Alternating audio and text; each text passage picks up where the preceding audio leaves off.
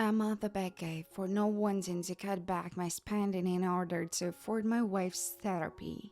My wife and I have been married for 8 years and have a 3-year-old son. My wife started seeing a therapist about 18 months ago to help with their mental health. She struggled with anxiety, stress, and childhood drama. For the first year or so, her therapy was partially covered under our insurance plan. But then, the insurance company changed something which no longer covered that practical therapy group. It will still cover therapy, but it will have to be from a different provider. Needless to say, it's gotten expensive, to the point that our monthly budget has to be adjusted in order to cover it. Our basics are still covered, but our savings and expendable income are definitely affected. We've had many talks about this, but can't seem to come to an argument. Haven't heard to start looking for a therapist that will at least be partially covered by our insurance. She is refusing because she likes her therapists and they've been very helpful to her. I will admit her mental health has improved and I'm very happy for her. I'm frustrated because pretty much all of the cutbacks to our spending is directly related to me. I like to golf and will usually go 2-3 weekends a month, but now I've only been going maybe once a month, sometimes once every 6 weeks. I also admit that golf is a rather expensive hobby, but it's pretty much the only hobby I have that I just do myself. I also enjoy good whiskey, and my wife got pissed when she found out I bought an expensive bottle the other day. It's not like I go through it fast. That bottle will be in the cabinet for 6 months. It started a fight about my spending and how I can't be throwing money away on things like that if our budget is tight. The fight came back to her refusing to look into a different therapist that could save us money. She got mad that I bought up again and told me that she's not going to spend the time and energy to find a new therapist when she already has one she likes and it's helping. She said she doesn't want to cancel with her current therapist because she will probably have to be put on a white list if she wanted to go back, and that it could take her a long time to find a new therapist and will basically be starting from scratch with someone new and could possibly have to go through multiple therapies to find ones she likes. I told her I'm tired of having to adjust my spending to accommodate her therapy costs when there is another solution available to us, and that she could at least entertain the idea of finding a new therapist. That pissed her off even more, and she straight up told me that her mental health is more important to our family than my fun money. She said she's not going to look for a new therapist, so I need to drop that idea and not bring it up again. She told me that me going golfing a few times last year is not a huge deal in the grand scheme of things compared to her improved mental health. So what do you think? I'm at the back for calling my sister-in-law a shallow, superficial freak. My wife Sophia and I welcomed our first daughter 3 months ago. Throughout her pregnancy, my wife was glowing. She had a pregnancy glow that made her look more beautiful than she already is. Even during the actual birth, she looked absolutely stunning. My sister-in-law Lisa is an interesting person, to say the least. She's an influencer, and I don't mean to stereotype her, but she can be very overwhelming. She vlogs everything. I mean, everything. Every moment must make it onto social media. Sometimes it feels like nothing is private.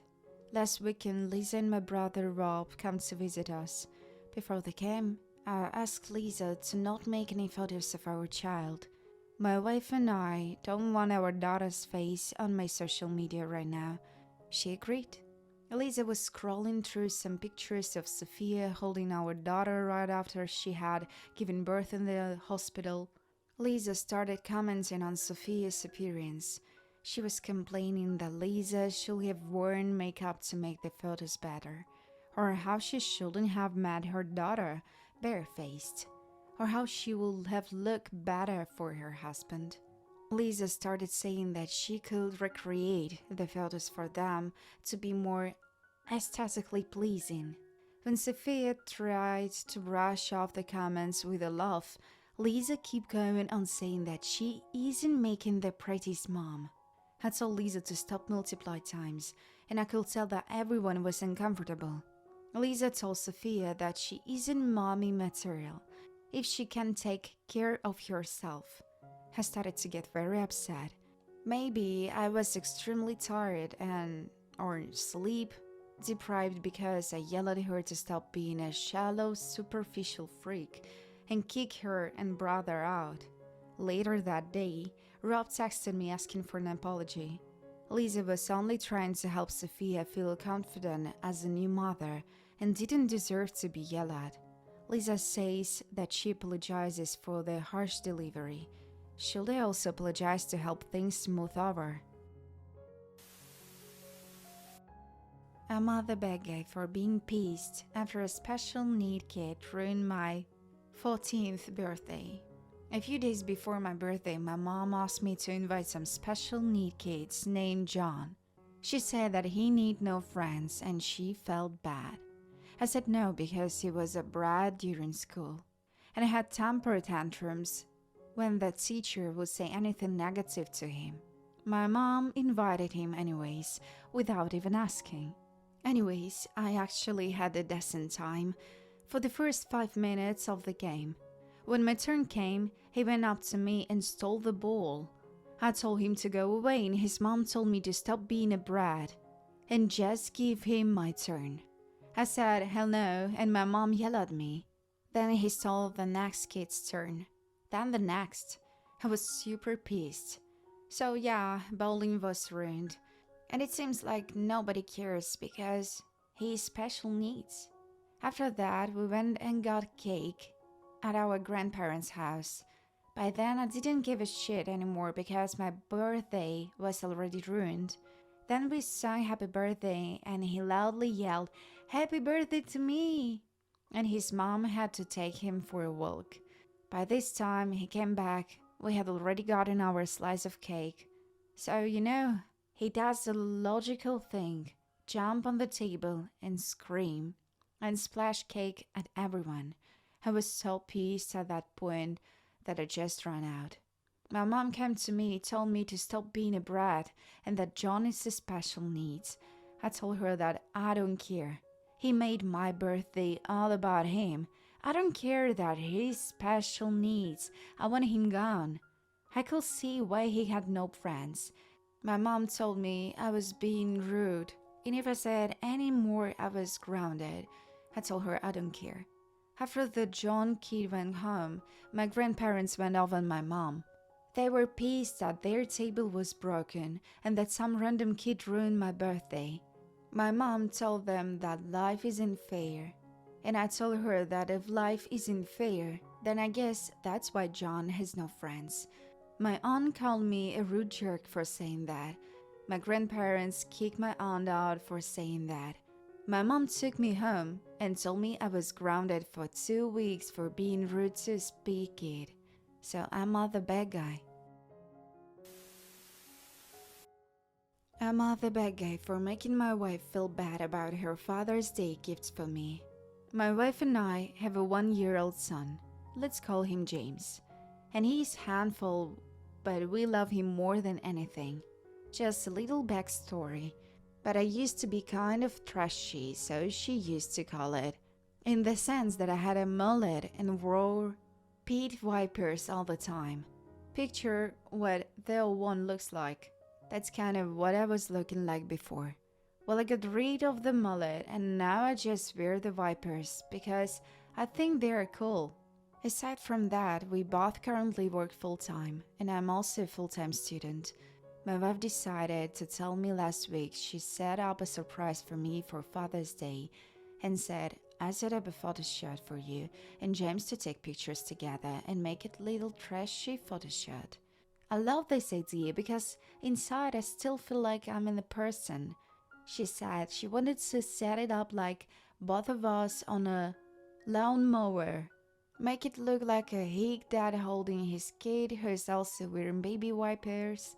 The idea hilarious to me, and I'm all for it. Well, the person who is doing the photos is my coworker, and my wife is also friends with her. Let's call her Katie.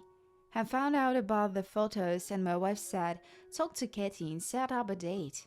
I said okay, but I also thought she planned it already.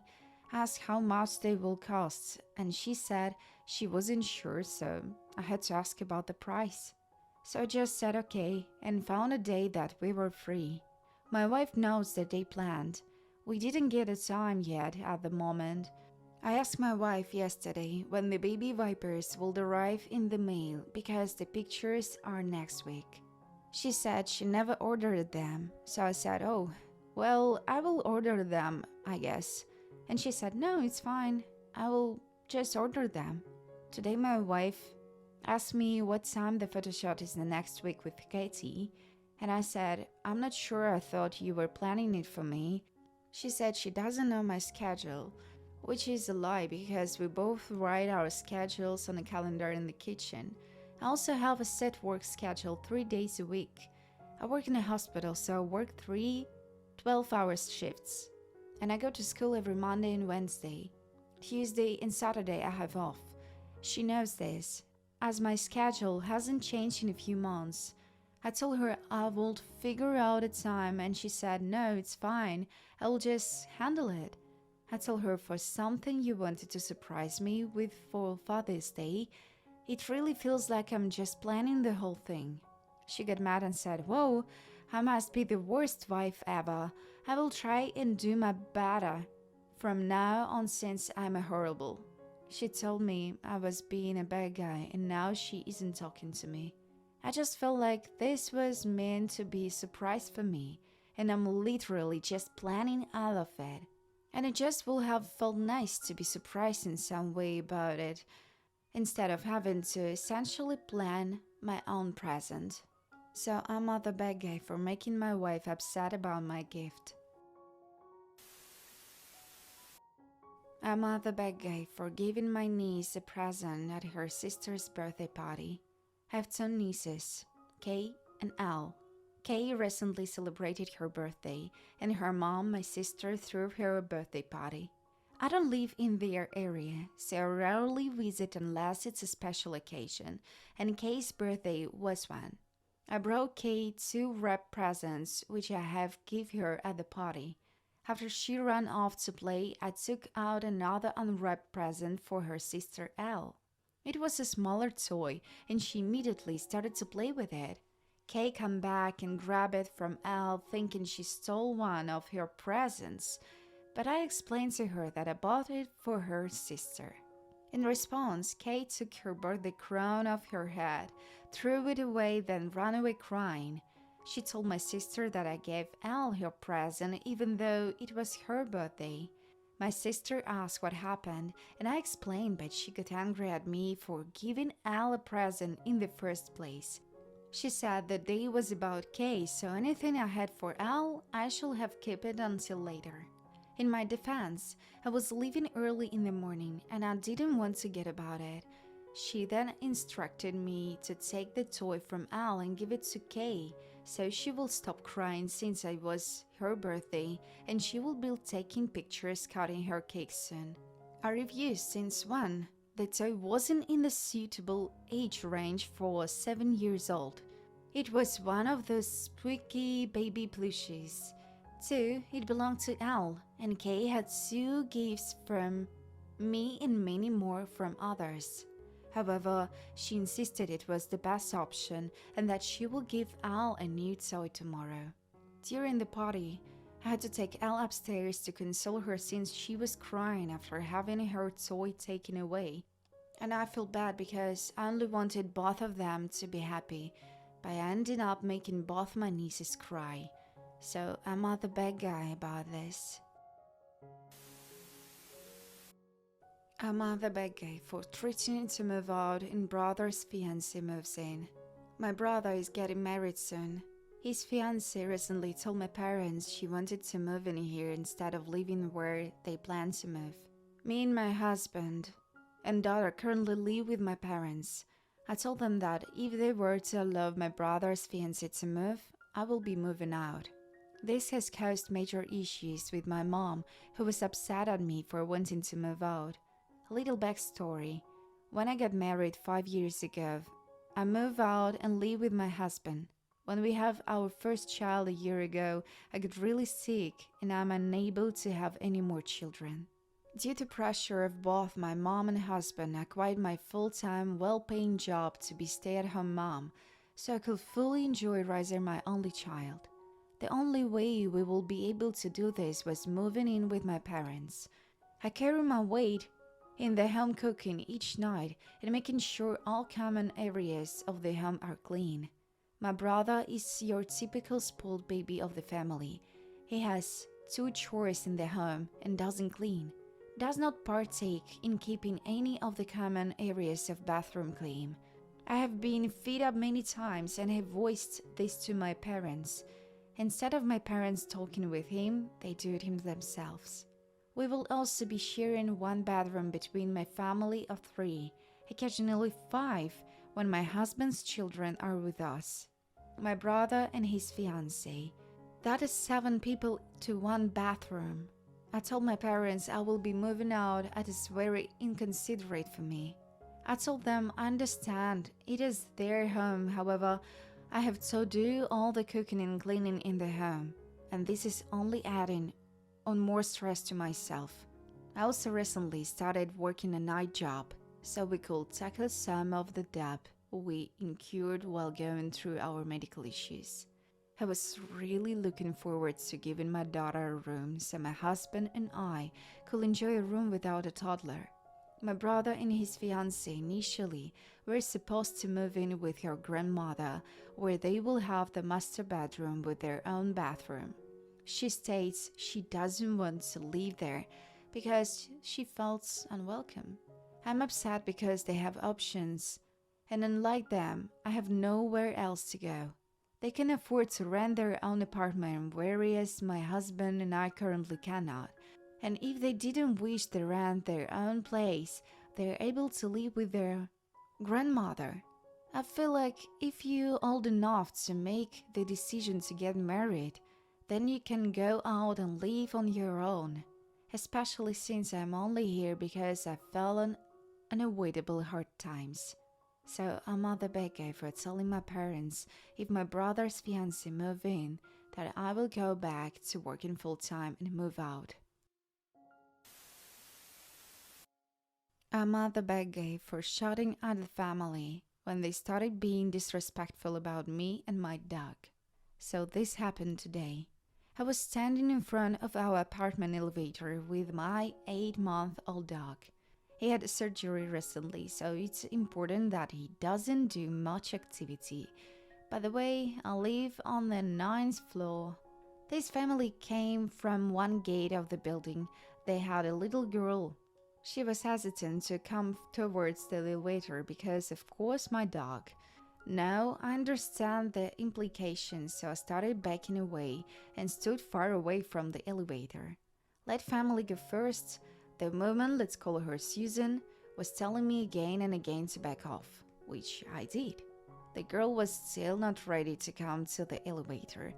I have my dog on leash and he was sitting down.